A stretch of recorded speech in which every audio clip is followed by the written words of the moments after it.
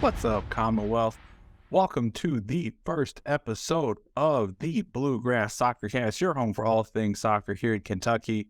I am your host, of course, the one, the only, the amazing Mr. Jimmie Martin. And on today's show, man, is it going to be a good one. So we will start off with kind of give you the new rundown of the show. I kind of want you all to be excited and just kind of know where things are going, right? So we're going to start each show with a brand new segment. This is going to be called Off the Top. So on this segment, we're literally just going to talk about whatever's on my brain, whatever I'm thinking about today.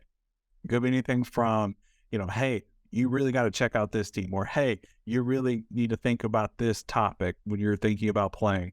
Or, it could be a top 5 list. It could be something related to our national team. We don't talk about them a whole lot here, but it could be something related to that World Cup coverage kind of thing. But that will be our first segment of every show, and it'll be called Off the Top. From there, we're going to move into another segment that we're going to be doing. This one is kind of similar to a lot of other shows that you'll see. We're going to be doing, talking about results of matches, how our teams are doing, who's doing good, where they're at in the standings and stuff like that. And that segment is going to be called The Bottom Line. And then finally, for today's show, we'll always end with some kind of interview. And today specifically, we have an interview with BGFC assistant coach and head trainer Shaun Goulbourne.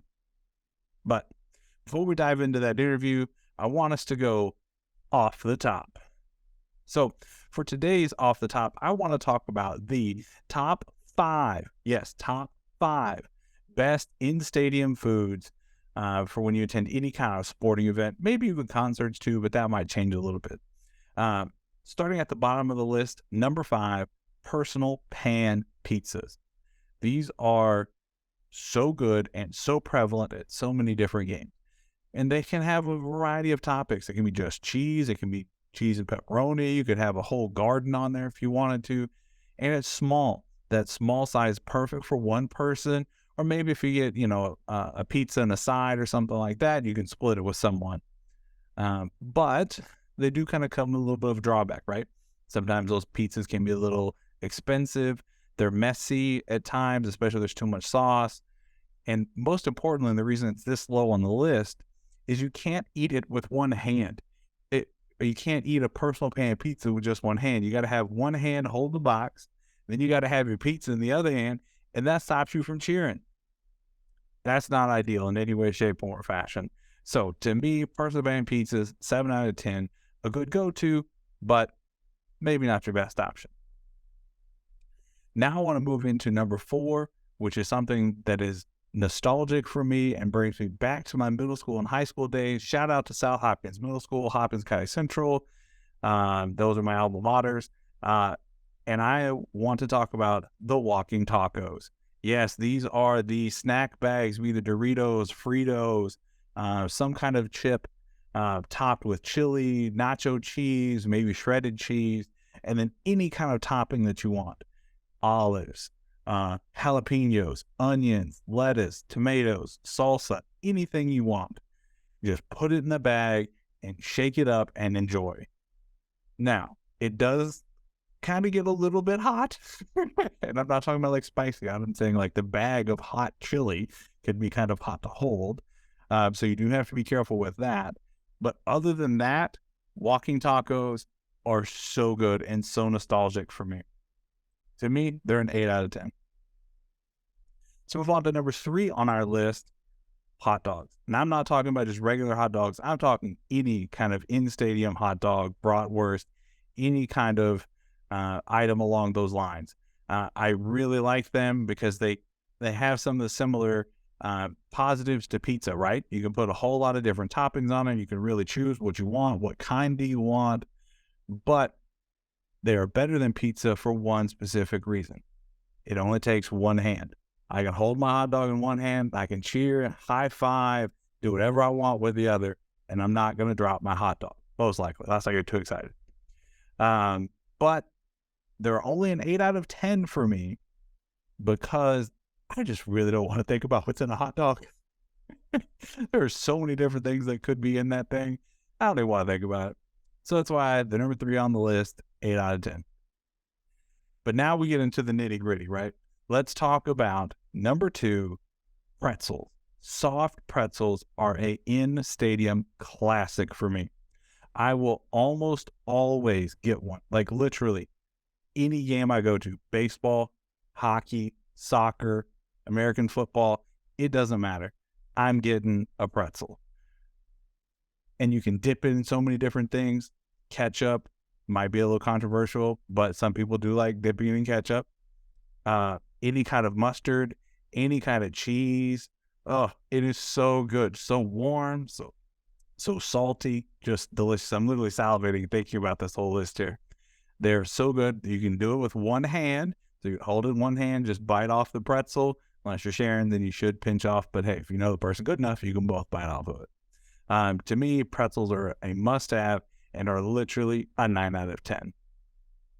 And coming in at number 1, and this might surprise people. It may be a little bit fudging the lines of the conversation here, but the number 1 thing for me, when I go to a stadium, I have to have a Coke.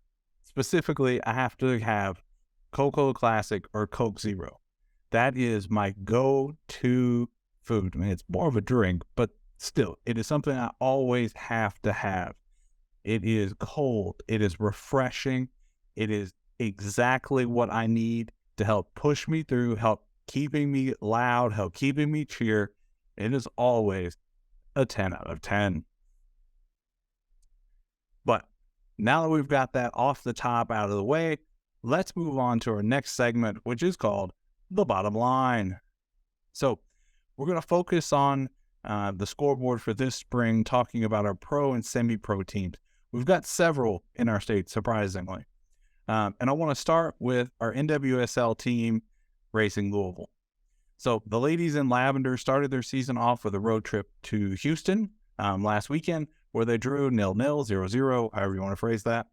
You know, it wasn't the start that the team really wanted, but it was encouraging to see that they're trying and they're doing better, right?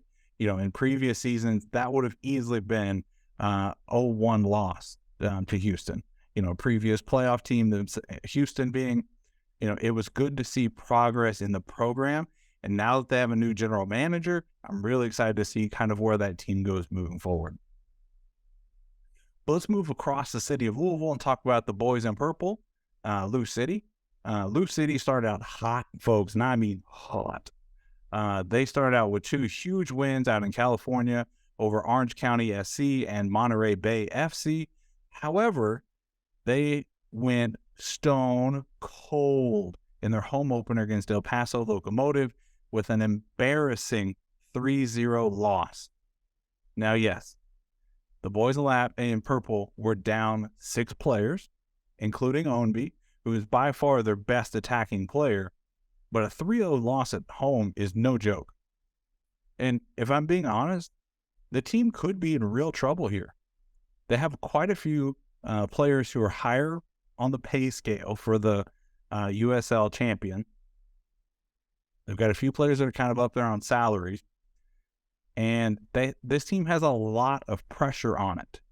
Like, a lot. They are literally picked in, I think, every single poll to finish number 1 in the East, if not win the entire USL champion this year. So there could be a scenario where this is just setting up to be a long year for Louisville, or who knows? Maybe this is just a blip on the radar to getting that 3rd star onto our crest. But after the loss, Lou City sits at 2-1-0 and currently 2nd overall in the USL champion. So now let's move on to our other professional team, the new guys on the block, Lexington Sporting Club. Well, they didn't quite have the best start. The team had a close 2-1 loss to their new rivals down at Knoxville, 1 Knox. Lexington had their chances, especially early, but they had a player sent off in the 70th minute, and they just really couldn't rally from that and get an equalizer or even take the lead on that. But they're a new team. They're very young, like very young. So you got to give them some time. They'll get better. But for right now, they sit and 10th place in the USL League One. So now let's move down to our semi-professional teams, all of which play in the UPSL Kentucky-Tennessee Premier Division, which is the top of the semi-professional rankings. So we're going to start by talking about the newest team in the state, Allegiant FC. Well, that's about all I got. They may be the shortest tenured team in history in the UPSL. According to a source, the team may never actually take the field. And this is a huge loss for the city of Louisville and for our division, the Kentucky-Tennessee Premier Division, that is. I don't have any other information as to why they're not going to take the field. All I've been told by a source is that they're most likely done for the year. So that causes some interesting things for the Kentucky-Tennessee Premier Division, right? That leaves it with only 8 teams. However, the UPSL has said it is not interested in adding another team to the UPSL Kentucky-Tennessee Premier Division.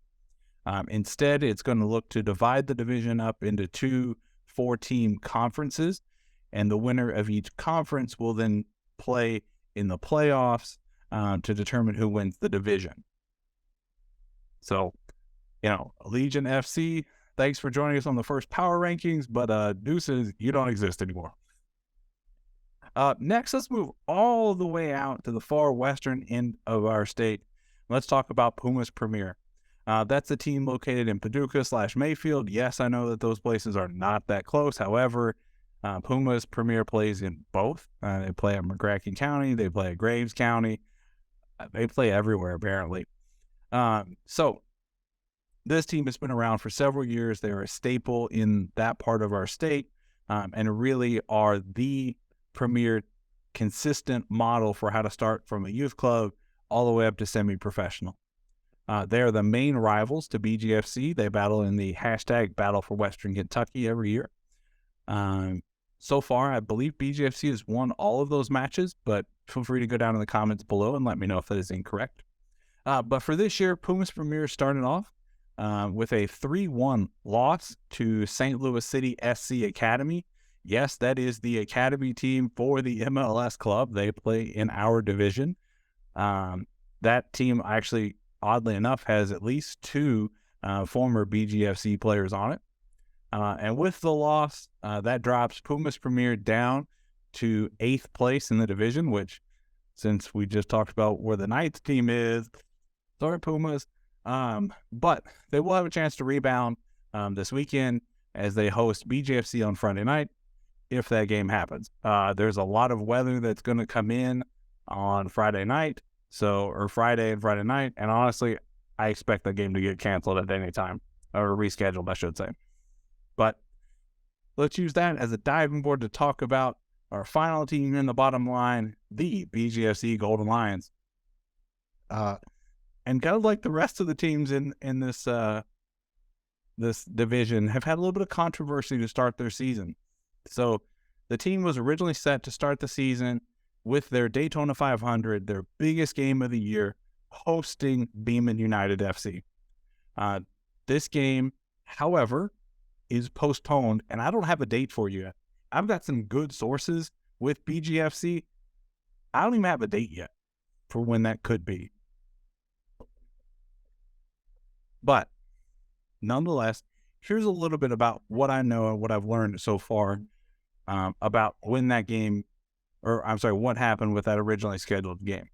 So BGFC is set to play this season at a local park, Preston Miller Park here in Bowling Green, and not at the pit, which is the Bowling Green Junior High School and the Bowling Green High School field, which is known across the city as like the premier place to play good professional level soccer here in town. But they're not able to play at the pit this year or this spring season because the pit is getting turned from a grass field into a turf field and won't be ready for us anytime soon. I don't even know if it'll be ready for the fall. I think I saw something recently that showed a rendering and said it would be ready by September, but who knows? We'll have to see. So, according to a source, BGFC made all efforts earlier in the year to get on any of the many local high school fields, but were either turned down by the schools, or the school's fields didn't meet UPSL standards, and the UPSL was not willing to budge on, making concessions on field size or condition. So that's all before anything happened with the weather, and it came a lot of rain the Thursday night before the game with Beeman on Friday. So initially, the game was called off by the Bowling Green Parks and Recreation due to the fields being closed because of standing water from the previous night's storm that I mentioned. However, there is more to this story. The UPSL gave BGFC permission to play one game at a local high school, which, as I had previously mentioned, they had denied. However, local school systems denied BGFC's request to play at any of their stadiums. So that left BGFC with two options. One, play the game as scheduled, but at Beeman, which is in Murfreesboro, Tennessee, and lose the home game, or postpone the game until a further date.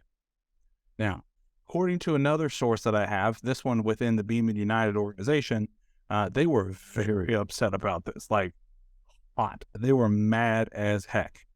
But BGFC was not willing to forfeit a home game on the season, and worked with Beeman and worked with UPSL to get the game rescheduled. Again, still waiting on that date. But this really sucked for Beeman as well, because they needed this game as a great rivalry warm-up before they took on their U.S. Open Cup match just a few days later. They made it into the proper U.S. Open Cup table, which, they really needed that practice. They needed that time against another team. And I think that's what hurt them. They wound up losing to the Des Moines Menace out of Iowa, which is a USL2 team. But I think the not having a game against BGFC really hurt them. And that's why they were upset, and understandably so. But again, the game is postponed. It'll happen at some time in the season. I just don't know when. And you know what? This story is crazy, right? Like, I really feel like this story had more turns like an R.L. Stine book. Shout out to Goosebumps if anybody remembers that. But the Golden Lions did play their first match a few days later against a new team in the division, this time out of Nashville. That team is called Nashville Now Soccer 365, which, oh my God, that title is so long. Why is your name so long, Nashville Now Soccer 365? Why? Why are you doing this to me? Unfortunately, they do not play nearly as good as their name is long, and the BGFC Golden Lions actually won that match 5-0, which was kind of impressive because they had an 18-year-old keeper named Connor Vincent that started for them in that match, and I really think he showed out well. I believe he won man of the match from the team, and I can't imagine how excited he was to go back to class the next day. Maybe a little sore, but he did a really good job. So with that win, BGFC currently sits in first place atop the division, and they're at least, two or three, I think they're 2 goals ahead from any other team as far as like tiebreakers for the number 1 seed so far. But with all of that out of the way, it's time to move on to our final segment of today's show, where we have our interview. So this interview was recorded actually last summer, but was never released until now. So the interview is with BGFC assistant coach and head trainer, Mr. Shaun Goulbourne. Take it away, former me. So you're from, I can kind of tell by the accent, you're from the UK? That's right. London? Born and raised in London, England. There you go. So what role did soccer play in your youth? Yeah, so mine's kind of interesting. Soccer/football. Yes. It's everybody's passion. Your cousins, your aunts, your uncles, your grannies, your granddads, just everybody's into it. And then we live right next to Arsenal, a 10-minute walk. Everybody's Arsenal fans. Legit. Everybody knows about all the players and what they're not doing, what they need to do, even though they may be not that great themselves. Everybody's all over it. So the energy around football is just exciting. You can't help to love the game because everybody in your neighborhood is in love with your team and it's always talking about it. So comparing that to like, the NFL in America, that's like our big dog. How does that compare? So I think there is some similarities, but it's just not to that intense level as it is in London/Europe. It's the connection. And of course, London sounds like it's a really big place /England, but it's really not. I mean, it's small. It's just Because from tip to tip is what, like 8 hours, maybe? yes, yeah. So I mean, it's the size of Kentucky, Yeah. and then Yeah. and then most of it's in London in itself. So it's just, I mean, you're just crowded with energy for football and your team. So when everybody's excited about it, you just gotta love it. You just gotta be involved with it. You're just always doing it. That's cool. So hot take here. Pub style fish and chips overrated? Question mark. No, Not overrated. Okay. no. So a good piece of fish, a good thick piece of fish. Kind of fish, because fish is very general. Yeah. So probably cod is the most common, and a nice thick fillet. And then we have a big, strong Indian culture in England. So going to get a big piece of fish with chips with some curry sauce. Yeah. I might Color curry. pretty typically the yellow curry, and it's probably that's my favorite. But yeah, And I'm a green curry guy. yeah, I'm sure that's. More Thai. Yeah, I would say that's fair. But yeah, the yellow curry I think is where it is. But that is very special. Yes, don't pass that up. Okay. Well, if I ever get the opportunity, I will not. I just read some stuff that like, fish and chips and a little overrated, but maybe not. No, it's special. That threw me off a little bit. Talk to me a little bit about, you also played basketball, right? Yes. So talk to me a little bit about your basketball career and where that took you. Yeah. So that's probably the strange part. So always had football in the background, and I was decent football player, mostly because I was athletic. So a little bit of everywhere probably, but I was always a bigger guy, so always either up front or always in the back, one of the two. But I always fancied myself as a midfielder, but everybody was like, "Nah, Shaun, you can't do that. Too much running. It's too much skill for that." Nah. So I couldn't be midfield, but so always at top of had the little speed and power to kind of get behind people and stop people.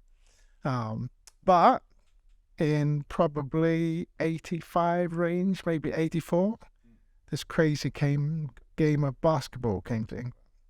So we really didn't play any basketball, but all those Americans played basketball. Oh, yeah. And them American people are really cool people. They got flashy colors, flashy clothes, and we just want to be like them and talk like them. So we all just kind of flocked to the game. But it was pretty new, and I really only played for maybe 2 years, and then I ended up playing for England schoolboys and was the MVP for England schoolboys. Here you go. So I fancied myself a bit. It was quite special. But then I came to Kentucky and played at a little high school, and I became average really quickly. So I'm competing against people that's been playing basketball since they were 2, whereas I was playing football. So then I came, and nobody really fancied me in England as a football player, but they thought I was pretty special being at Kentucky. So I did well in my high school, University Heights Academy for soccer football, and then I played for UK. Look at you. I didn't realize that. Yeah. So what was that like? Because that would have been in like the early 2000s, early 90s, late 80s. So I was on the first varsity team, which was 1991. And I stayed there till 95. Yeah. That's legit. Yeah. So what, comparing a little bit to our level right now in the UPSL to where things were collegiately in the 90s, is it comparable as far as like facilities and kind of stuff like that, or is it just still night and day different than what it was there? There's a huge difference. I mean, we really didn't even get to watch football in America. We really didn't have soccer games to watch. And then we played at UK our first couple of years. We were in the cage, and maybe we had seating for maybe a couple hundred people. Maybe you had 100 people coming. So this is way before the bell. Yes, and I would say myself and most of the teams we played against, there was nobody really as big, strong, as fast, so we still really didn't have great athletes playing.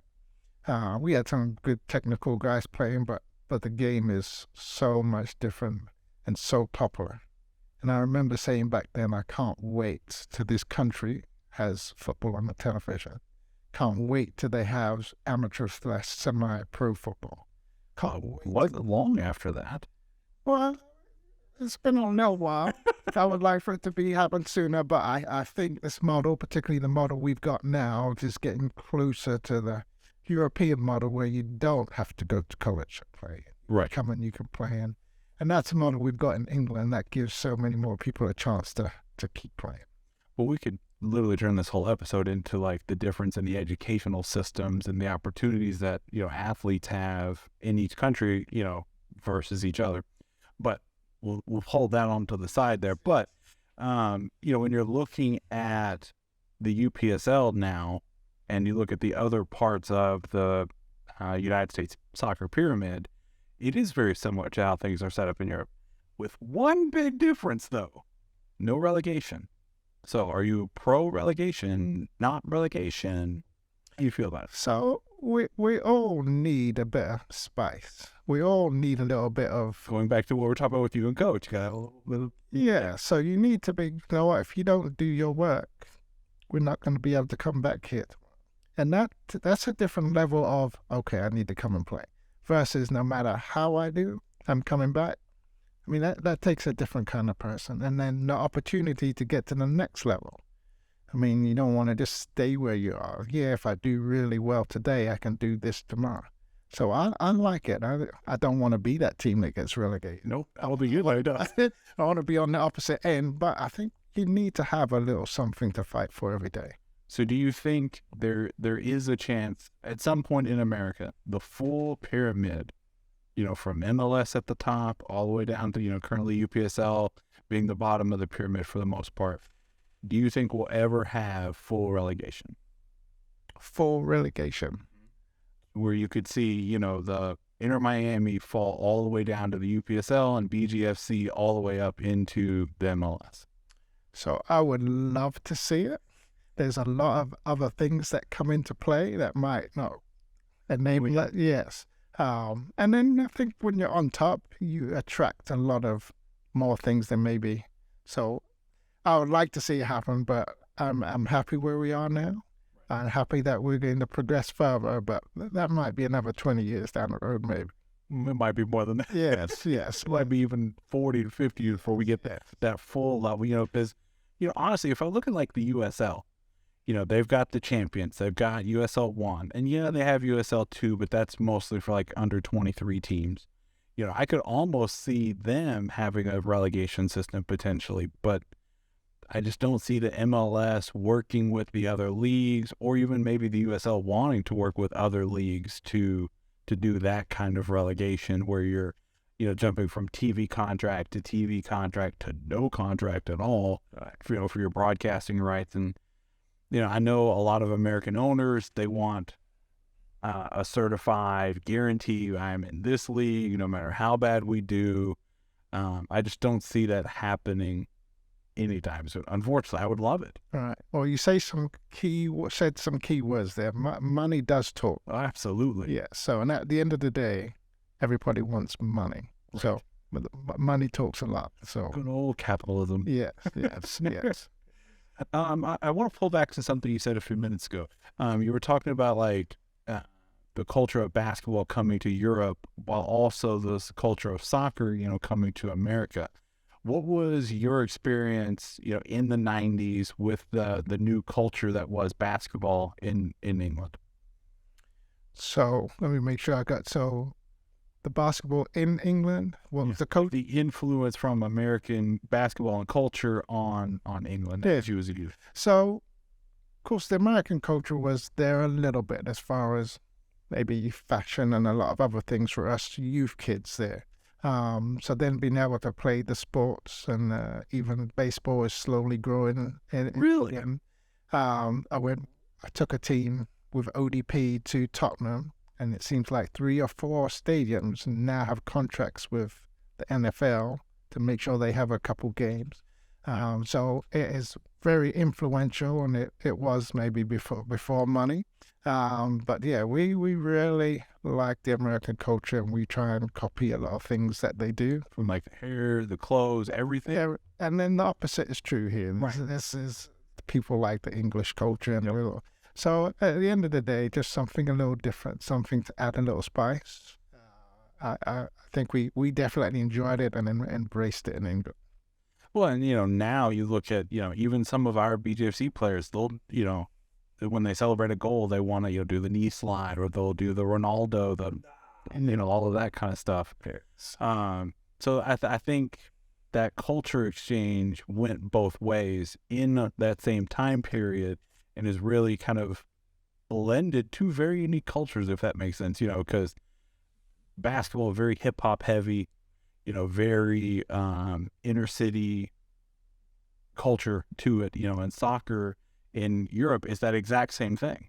Yes. And so it was very interesting. I'm not quite that old, but in the 90s when I was seeing it, like, to watch some of those things mix as well. And, with the rise of like David Beckham and, some of the other superstars in the late 90s coming to America in the early 2000s, just a nice little breeding ground to create a brand new culture. Yes. So, and now I'm talking about any of that. Yeah. And I would say that's the beauty of both places and the cities, is that we're expanding, we're exploring, and we're just making opportunities and being able to see and do different things just greater for everybody. Absolutely. And just seeing different cultures and, exposing yourself, and even just within a small town like Bowling Green, like there are so many different cultures in this town, from food to events to different sports and stuff like that, you can really get an opportunity to get a small slice of a different experience within here. Yeah. So Coach, you coached over 15 years in soccer, right? Yeah. What was your biggest career achievement so far? So I could go maybe several different ways with that. So if you're going to talk about trophies, maybe, I coached Glasgow High School, which is a very small school, and we were Class A state champions. I can't remember. That's cool. Yeah, that was, but maybe mid 2004, 5-ish, result-wise. But being part of, probably was director of coaching for Sky for 10 years and watching it grow. So funny story, probably came to Bowling Green about 1999. And I think I was just talking in a grocery store and I had an English accent. Oh no! Some man comes by and says, "We need a soccer coach." And that's all he knew, is that I was talking with an English accent. So you must be our coach. And it was just a team that becomes part of Sky, but literally there was no real club organization. Everybody was fending for themselves. So this team took me on, and if we had players that couldn't afford to play, the rest of the parents will do the things we needed to play. And then that turned into a little club, the Sky Soccer Club, but then we had another club, it was Wolves, and then neither one of us was doing very well. And then we combined together and became Sky Soccer Club. Because two teams or two clubs in one city, no chance. Right. And then we went to one, and then all the kids were leaving to go to different places, and now we've got 3.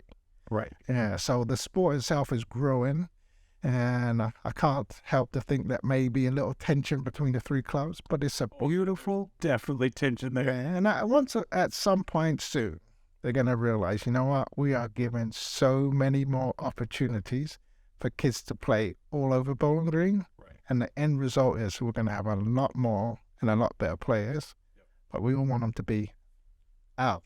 But that's not important. It's just we got a lot more and a lot more better players because everybody's got a lot more opportunities to play. As soon as we get that mentality, everybody's going to be happy. Right. And, I was talking to Coach Evan about some of that similar things. Some players are going to want a different experience than what BGFC can offer. That's fine. Yes. Like, we do not have to be the end-all be-all for everyone in Bowling Green for youth stuff. That, to me, that doesn't sound like what Coach wants to do or like the intention of it. He's not trying to put Sky out of business. He's not trying to put, other clubs out of business, but it's a different avenue, a direct path to the professions that other clubs currently don't have. And if that's what you're looking for, great. We can be a great place to help you grow and develop, but as opposed to, if you're looking just casually, you're just doing something to, keep your kid healthy and, active and stuff like that, maybe there are other clubs that would be a better fit for that. How many teams there? Oh, how many youth clubs are in London? Ooh, that's a good one. From all the divisions. You 20? So, I mean, there is so many levels going from, if you live in a particular apartment complex, they've got a team for the apartment complex against another apartment. They've got a team. And then you've got school districts that have teams. And then you've got all the professional clubs that have little community teams. There are and then all the public parks have an AstroTurf where anybody can go play anytime. So there's just so many opportunities to play, to get better on your own or with another group of people. And I think that's the difference maker. Do I have an opportunity to play? And if you do, at some point, you're going to be a good player. And I think with what we got going on now, maybe back in the days, we would end up with maybe 15 U17, 18 players. But now if we've got 3 clubs developing players, then at some point we're going to have 30, 40, 50. We're just giving kids a lot more opportunities to play. And that's the beauty of all of it. Well, and I think Bowling Green has really committed to that. If you look, at least for me growing up, there was always some kind of a basketball court somewhere for all of us to go and, practice on, or, well, if you were me, watch my friends play, because I was god-awful, still am. I can't even rebound, can't shoot. I literally do a jump shot to try and make a free throw. That's how bad I am. Yes. So there are so many opportunities, so many outdoor courts, indoor courts, everywhere for people to play on. And now I see a similarity to that for soccer here in Bowling Green. There's Lambkin, Preston Miller, Lover's Lane. I feel like I'm missing at least 1 or 2 others. But there are 5 or 6 different places that people can go and play on at any point. And I only see that growing. Yes. If you look at Lover's Lane, for example, they've got that whole backside that backs onto the airport that they're trying to, expand and get more good fields out of and stuff like that. So it's just a growing opportunity for more people to get involved. And if we now have the clubs to support the development of the players, there you go. What more could you ask for? Yes. But it's always painful in the beginning. Oh, yeah. But it gets better. Absolutely. Man, I try to script out some of these, and I am just all over my script, so I'm about to toss it out. So you coach with the Golden Lions with the senior team, right? Yeah. And your son also plays? That's right, yeah. So what is it like coaching your son on the professional team?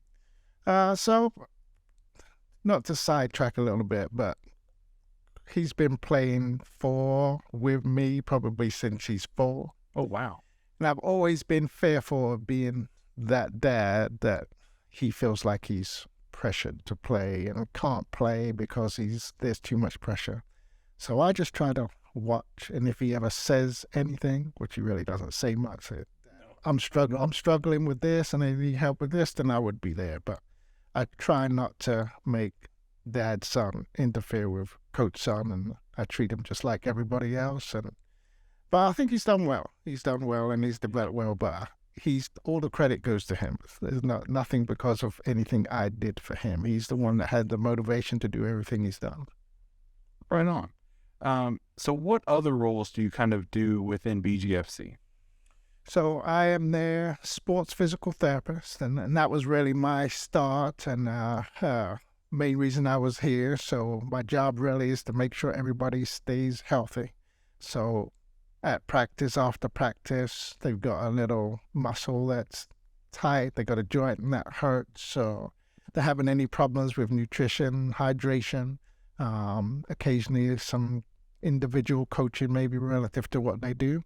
But my job is really just to keep the players healthy and keep them playing and helping coach decide, you know what, he probably only needs 15 minutes, probably only needs 30.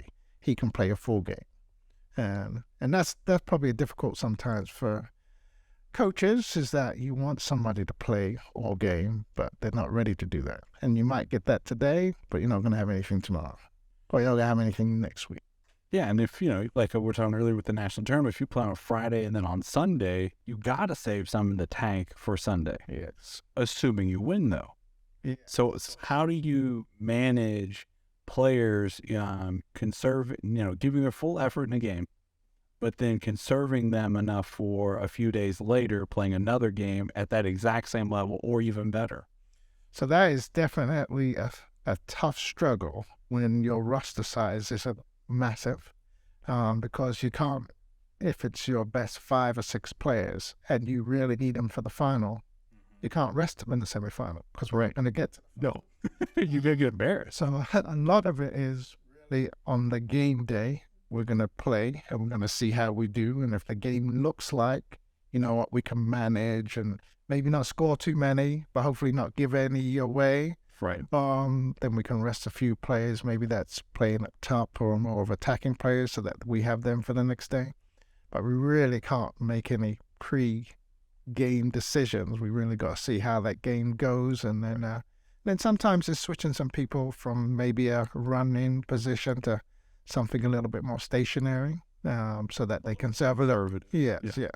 So it's tough management. But ideally, we would have 2 solid teams that they can play at any time. Right. We'll play one team today and the next team on Sunday. That would be perfect. And I really do hope we get to the level that everybody's training hard, helping each other play. Everybody's able to handle the same intensity so we can rotate 22 players so we can play a game the next day or a couple days away. But if we got 3 or 4 days, we should be able to manage. But anything short of 3 days, it's going to be a struggle. So, man, I have so many questions off what you said because that was a lot of good stuff there. First one here, I noticed that the Beeman keeper kind of picked up a little bit of an injury in that game. It looked like soft tissue, hamstring, calf, something like that. He played the whole game, but visibly walking from the goal at halftime, walking back to the goal and after the game, he was a little limp. So for a player like the goalkeeper, who you have to have at 100% for both games in a final situation, how would you manage that kind of a position? So goalkeeper, to be fair, as far as physical stress for the 90 minutes, is not as great. True. So depending on the type of injury. So if we're talking about we got a bruise on the thigh, which could be painful at the time. Oh, yeah. But should recover in a few days, then might be we'll try and stretch out those minutes a little bit longer. But maybe anything closer to maybe an overuse or anything that's going to get progressively worse in the game, and we need him in the next 7 days, then hopefully we got a backup keeper that can maybe not perform as great, but pretty close. Yeah. I didn't finish the very end. I saw Beeman go up 3-0. I was like, okay, well, this is over because Lakeland was barely surviving up to that point. So I didn't finish watching the game after Beeman went up 3. But, I don't think they took out their goalie. So they played, their injured goalkeeper the rest of the way.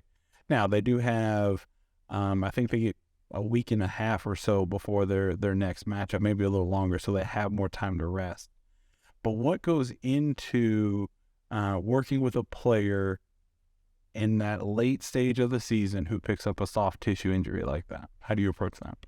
And so, particularly a goalkeeper, they are special people. That's right. All special keepers are special. And they are pretty unique. So they really, I might even say, are the toughest players on the field. Special and tough. And then when I say, like, they're going to put themselves into situations that some of us would not do that. Right. Whether it's a dive, jumping up in front of people, putting their body, they are pretty tough individuals. And not everybody can handle that, including myself. Right. Chris knew it. Yeah. So I saw the kid at the youth kind of training day that we had, community day, hosted by Jansen Wilson.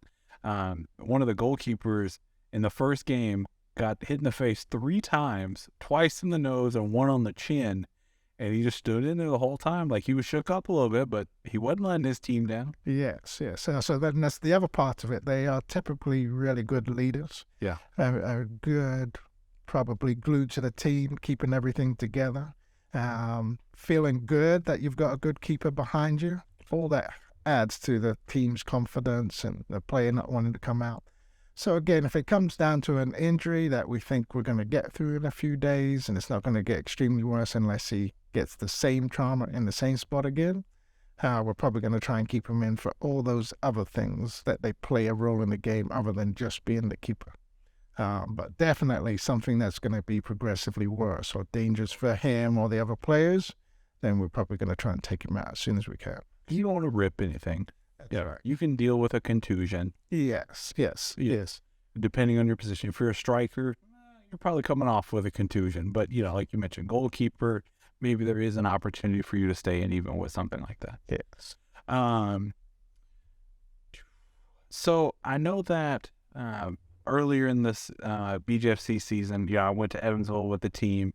I know Coach Evan was very hard on a couple of players, especially Jimmie. But you were also like coaching Jimmie in a very different way in that match. You were constantly like encouraging him and pushing him to, step up, take on challenges and stuff like that. What goes into your approach to working with some of the younger players like Jimmie? So somebody once told me that everything we do is practice. All right. So everything we do. Now, hold on. Let that sit in for that. Hit the people one more time with that. So everything we do is practice. So if we don't make it today, we still got another practice. This is whatever happens in this game is not the beginning or the end. We're going to get another chance. So we can sit there and fuss or cry about what's happening today, or we can continue to get better and work on the things that may be a little bit better because it's practice today. Right. Tomorrow's game, you're going to be better. And after that practice session, you're going to be better. So we can't quit because we didn't do something good today. Can't cry because we didn't do something good today. We got a lesson. It's practice. So we're going to go to the next practice or the next game and do better on it because we had an opportunity to practice. But if you quit and you come back to the next game, you're in the same spot. Right. No change. Yeah. So no development. Yeah. So just keep pushing and just, it's not the end of the world. We're not doing good today, but let's just keep working on getting better because that game's going to come when all the little practices, like maybe the finals of the UPSL. There you go. You're taking my job. You're saying that one's not practice. No, that one is full on. Go for it all. Go for broke. That's right. Yeah. So, Coach, kind of want to transition just a little bit. Now, I really want to focus on kind of our main topic here, talking about players' physical health and their mental health. First, talking about their physical health, as college players, high school players, they're either starting training camps or they're already in training camps. What goes into a player getting ready for their season? What would you say is the best thing that players can do as they're just beginning training? Okay. So getting ready for their preseason and whatever that is. So I think the toughest for everybody is being physically ready to handle the stress. So you could be technically very good, but your first couple of days is 2 days, and you can't handle those 2 days, and now you're going to be out for a week or two. So you have to be physically ready to handle whatever that stress is. And I might even say, if you've got an hour session, you better be ready to play 2 hours. So that hour becomes a piece of cake. Instead of, I'm ready to play 30 minutes, but practice is an hour, and then we're going to do it again later on in the afternoon or every day, you're not going to be able to handle it. So just being able to handle the physical stress, the foundation is the physical stress, and then whatever you do is not taxing to your body. But if anything's more than what you can do is taxing.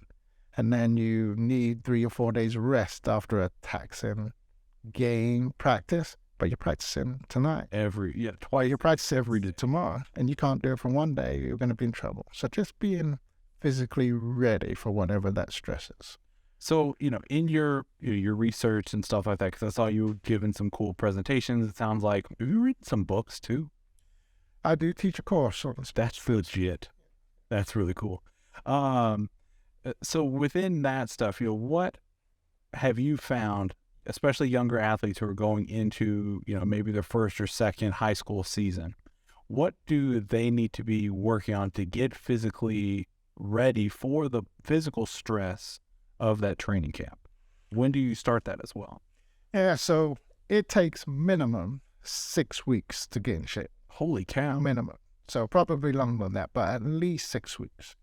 So I would say if you're going to be a starter and you're going to play 90 minutes of the game, we know you're going to run 6 miles in that game. That's so that we know you're going to do 6. So if a kid comes up and says, I can't run 3 miles, we're going to be in trouble. Not only he's got to run 6 miles, if that's all he can do, it's still tough. So you got to get your way up to where you can run 12 miles. And then 6 miles becomes a piece of cake. But if you're a keeper, you don't have to run that much. Right. If you're a central defender, maybe not that much. But everybody else. But I think foundational-wise, I think you should get to where you can run at least 6 miles. At an aerobic, easy level, you should be able to do that. So not like a full-on sprint for 6 miles. We're not cross-country runners. That's right. Just your basic endurance. And it does a lot of things. And not only your wind or your aerobic capacity, but your body, if it does anything for a long period of time, it develops more blood vessels to the muscles so that it knows that there's going to be a high demand. And if you've got more blood vessels, you're going to have more energy. But more important than the energy, you're going to recover faster. That's what I was thinking. Good I was just thinking. Yeah, so both of those things are important. But soccer is a little more than just aerobic, a nice steady pace. So that's just the foundation. But what's going to help you perform better is speed works, like high intensity running, no more than 2 minutes, maybe even just for 5 seconds, but lots of repetitive high speed running. That's going to build up your anaerobic capacity. So the aerobic part, the 6 miles, that's just going to allow you to survive. So you need to have that base. But then if you really want to stand out on the pitch, you've got to work on that anaerobic endurance, doing sprints. And I think a good sprint is from the top of the box to the halfway line, because that happens a lot. Whether you're defending or going from defense to attack, you've got to make that 30-yard sprint. So getting to where you can do good 20 to 50 of those sprints, working your way up to it, and that aerobic capacity, then at least you're going to be physically ready to play.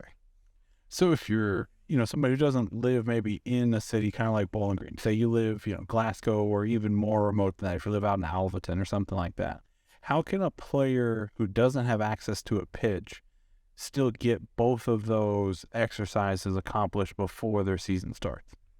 Yeah, so I think that's pretty easy. I think there's your neighborhood, wherever that is, there's some pavement, there's a road route where you can get that aerobic endurance. And maybe it's just a mile loop.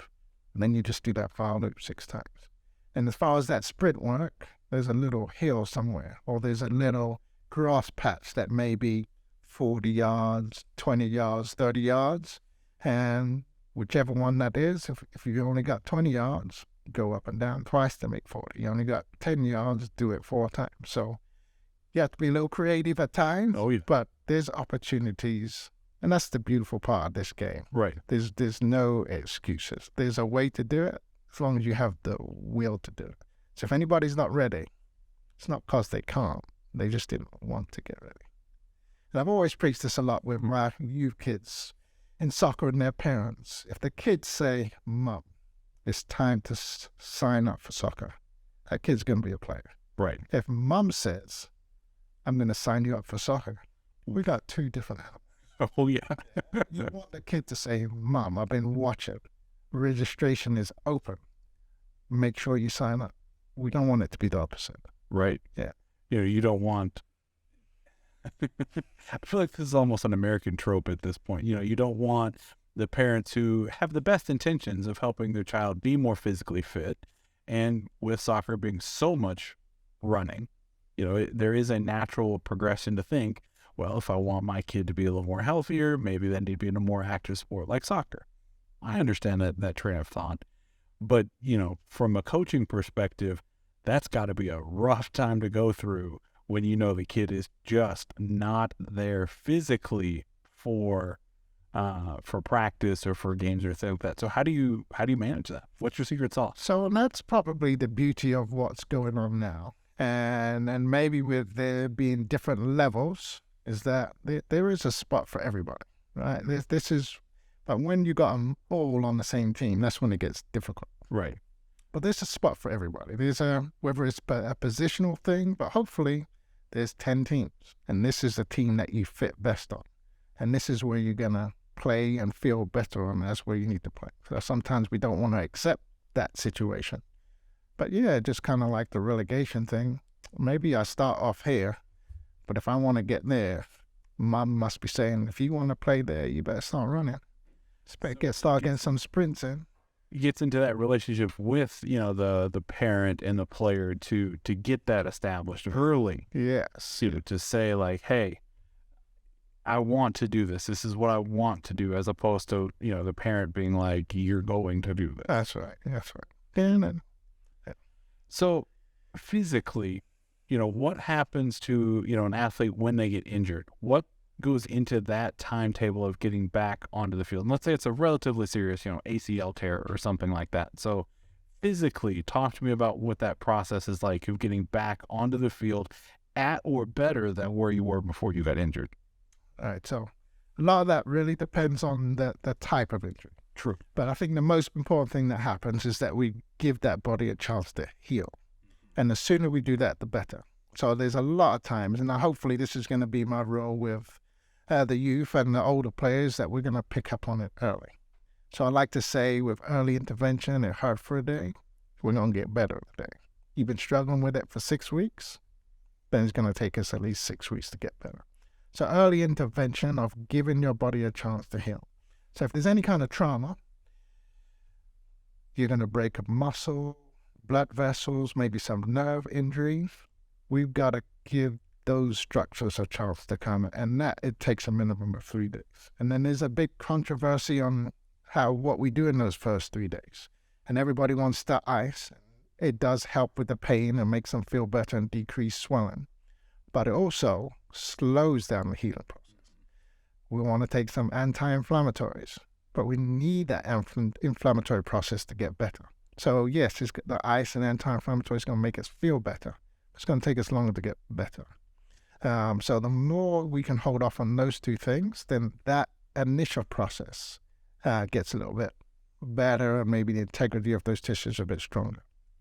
So I always got told to rice things, to rest, elevate, ice, compress. Something rest, ice, compression, elevation. Yeah, is that what we should be doing, or what not? So I don't think that's a horrible thing. The rest is the most important thing. Okay. All right, and then the ice is, like we said, yes, it's going to make us feel better, may slow down swelling a little bit, but we need to swallow because that's what's going to help things out. The compression, again, maybe contain some of that swelling. I don't see that as much as maybe what we used to, but elevation I think is good. It's going to kind of slow down the swelling. But the most important one of all of those is the rest time, and I could take or leave the ICE. It could go either way. If it doesn't hurt that bad, if it's not that much swelling, then we really don't need the ice. But if those things are severe, I think we probably need those things. Okay, good to know that. My mom, who does listen to the podcast, hey mom, what's up? She always told me we need to rice things, and she was always pushing it. I'm good to know that wasn't just like a early 2000s practice. There's some good value to it, but I don't think it is the only way. Yeah, so I think there's some value for sure. But again, I would go with, let's give those tissues a chance to heal with the rest part. And then I think once that happens, then we got to get your mobility back. So if you don't get the joint moving properly, you don't get the muscle long enough, not only are you going to have problems with that body part, but the rest of your body, because that body part doesn't move well. So we have to compensate with something else. Yep. So that's why we see a lot of kids that get hurt all the time. She really never got rid of the first one, or maybe that didn't hurt it, but something else was hurt. So we do need to get that mobility back, and then maybe isolate the strength around that body part, whether it's your knee or your hip. And then we want to make sure that that's coordinated with the rest of the body. So for that, would that be like if you tear your ACL, your MCL is then weaker because it has to kind of overcompensate? Is that kind of what you're talking about? So there would be some more additional stress on other structures, whether that's your MCL or your cartilage or your joints, all those things are. But I'm also talking about other body parts. So if it's your knee, your ankle's not doing as much as it was when your knee was better. Right. Your hip is not doing as much as well. So all those body parts get. And sometimes, particularly with ACL, it was the function of the hip that makes us more prone to it. And sometimes we just fix the knee and we miss the money. We needed to fix the hip so that the knee doesn't have to do so much work. So talk to me about that. Why is that typically the focus? Why is it? So the knee does need to get better. Yeah, you tore something. Yeah, it does need to get better. And we're in a hurry. All right, we're all in a hurry. I want to get back as soon as possible. My knee feels good. But again, we've got to look at the chain a little bit and the hip. And if there's a problem there and we send them back out, you mentioned something like we want to send them back better than what they were. We send them back out there with this weak hip, they're going to put that knee under that same stress again. So the knee feels good, and maybe the hip doesn't hurt, but it's not strong enough or powerful enough or stable enough to be able to keep the knee in a good position, and we didn't fix it. And we should have fixed it before the first one. Right. And even more importantly, from the second one, because it's even weaker the second time because we haven't been walking and running and jumping and hopping. So it's even worse shape than it was before. So we really got to focus throughout the whole chain to make sure, because it could be trunk weakness. So the trunk's moving more. Now the hips not only got to stabilize your knees, got to try to stabilize your trunk as well. So you got to make sure you look up the whole chain and just not be in such a hurry. Just make sure you're ready physically, with mobility, with strength, with agility, with balance, with power. It was all of that. Yes, before you go back so that you can play for a lot longer. So sometimes we get into much of a hurry that we have to stop playing before we want to. And like you said, that can get second injuries, third injury. Yeah. So when you're working with a player who has that kind of injury, like you said, they're going to want to get back. Like, coach, my knee feels good. I'm ready to go. I can do this. Friday Night Lights, Booby Miles hurt his knee. He was like, coach, put me in. Booby, I'm ready to spin. Great movie. If you haven't seen it, you should definitely see it.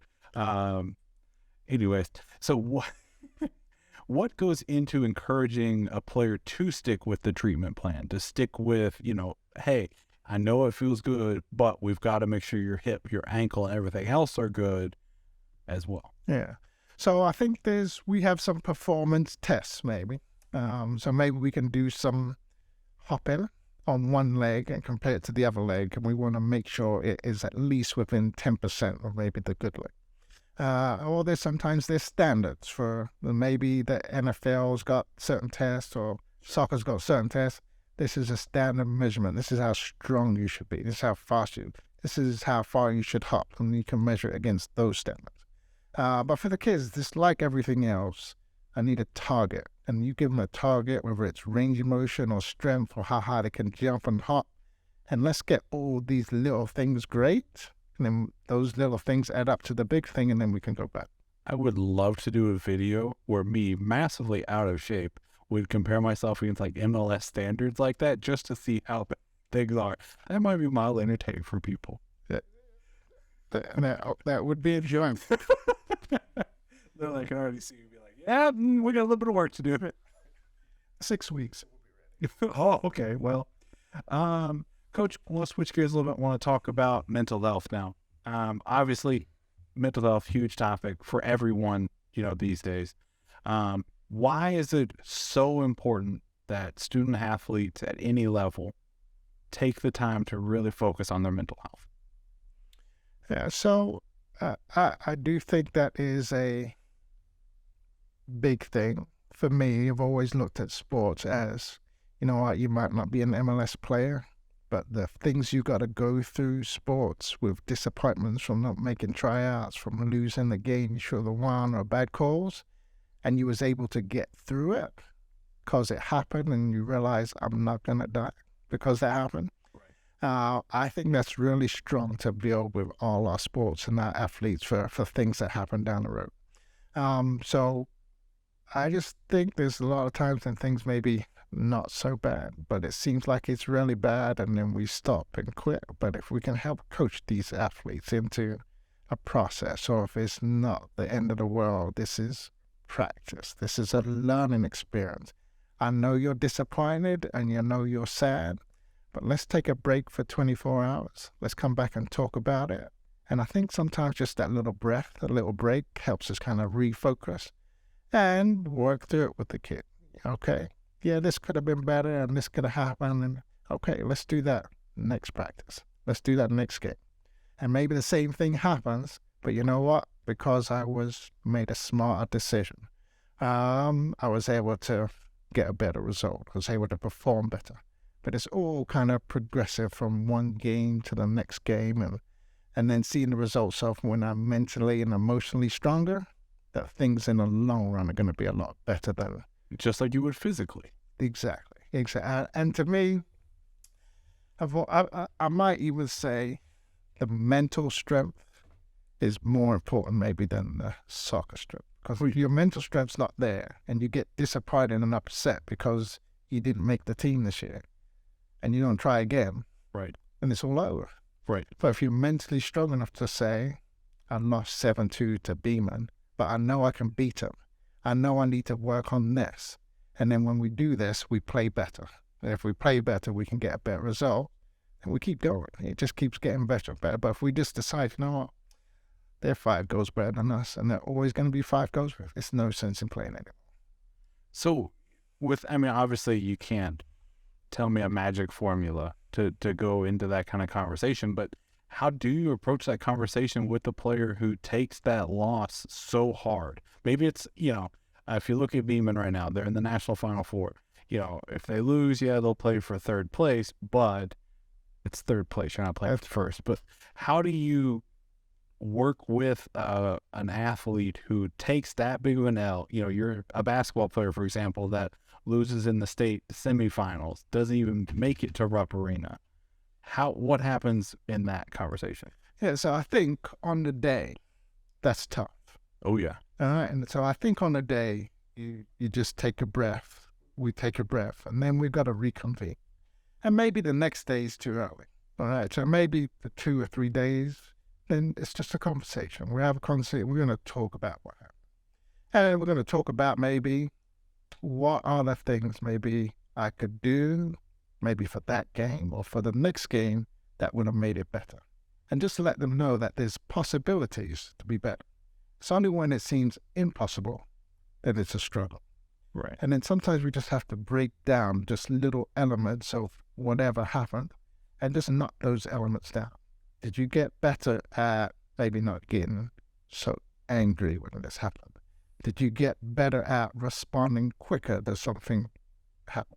And then how did that make you feel? Did your game go better because of those things? And then when they start seeing the light, it's just like lifting any weights. Little kids are not supposed to be emotionally strong, mentally tough. Right. But the more bad things they go through and get through them, then they become strong. But if you're winning every game and you're not having any struggles and somebody else is doing everything for you, it's almost going to be impossible for you to be mentally strong. Right. So we have to go through these things to get stronger. But I think if we just get mad and angry the first day, the minute afterwards, I don't think that helps much. You just got to take a little 2 or 3 days to just kind of, all right, I'm still alive. I can still walk. I still love the game. Right. We need to get better because we don't want this to happen again. We need to have a process on what those things are. And then processes get solved, performance gets better. And then eventually, because it's all practice, we're going to get that result. So does that mindset change any when you're talking about like a high school senior who is not going to get a chance to play at the next level, like college or even professionally, or, even one of our BGFC players who hangs it up permanently? Does that conversation change at that point? So personally, I think your best performance, because of your physicality, is probably around 25. And I think starting a sport or focusing on one sport shouldn't be until you're about 50. So the problem with the American culture maybe back in the days is that college was the thing. Right. We really didn't have any opportunities. So if you weren't brilliant at 17, you had no chance to play. And I think it takes a good 10 years to be good. But I think it takes a good 10,000 hours to be good. That on the T-shirt. That should be our slogan. What in the 10,000 hours? It's a very popular statement and well researched. That's the length of time. So if you start at 15, when I think you should, you're not really going to be that good at 17. Right. And if you start at 7, is what we do. So you're good at 17. Those hours when you're 7, you really can't do a whole lot. And Right. So that's the beauty of the UPSL and the MLS, is that you can start a little bit later and still have a chance to play. But it's supposed to take you 10 years. It's supposed to take you 10,000 hours. It's just normal. Any skill, you're supposed to do it 2,000 times before you get good at it. So it's not supposed to be right now. So the challenge is just being mentally strong enough to say, you know what, I'm not great now, but if I keep working at it and I keep doing it, I'm going to be good. I want it to be tomorrow. It's not tomorrow because I'm only at 1,000 hours. Just got to keep going.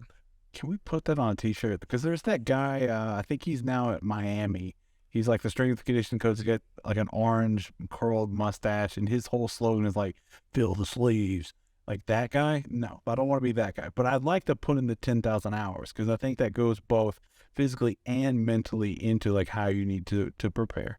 I mean, even in English football, not like it's the be-all to, but the toughest time for an English football player is 18. Because that's the time they start going from academy to try and get on the reserve and the first team. And a lot of them, if they don't make it, they just quit. Right. Yeah, you just got to be confident enough to just keep going and keep playing. And finally you catch up and finally you get there. And I'm trying to think of our Leicester City player.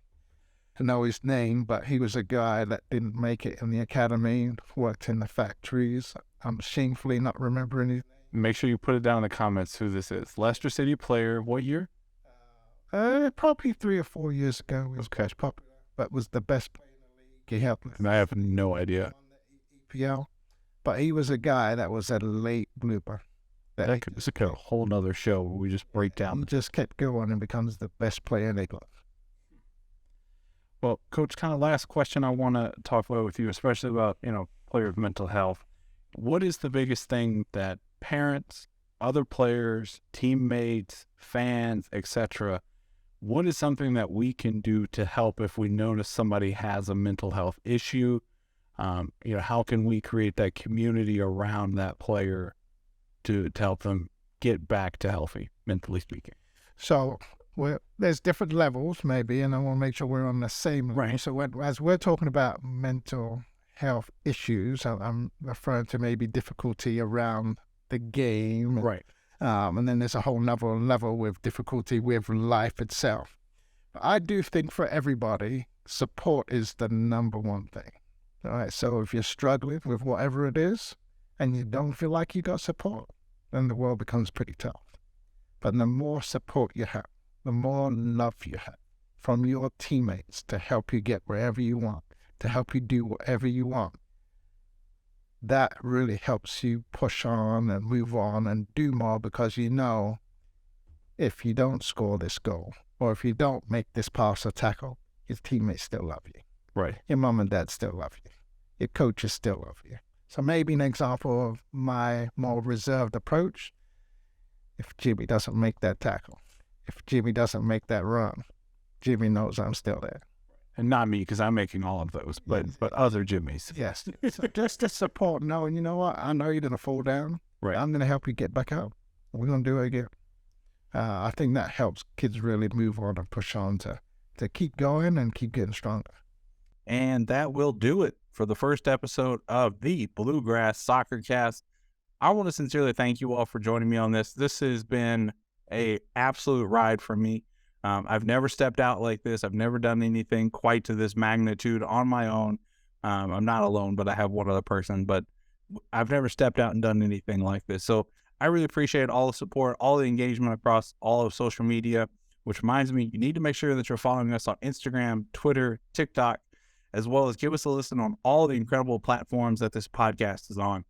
I want to thank you all so much for everything that you've given so far and where I see this podcast going. Please make sure to like, subscribe, follow, share, and do all that fun stuff to help grow this platform as much as possible. And this is Jimmie, signing off.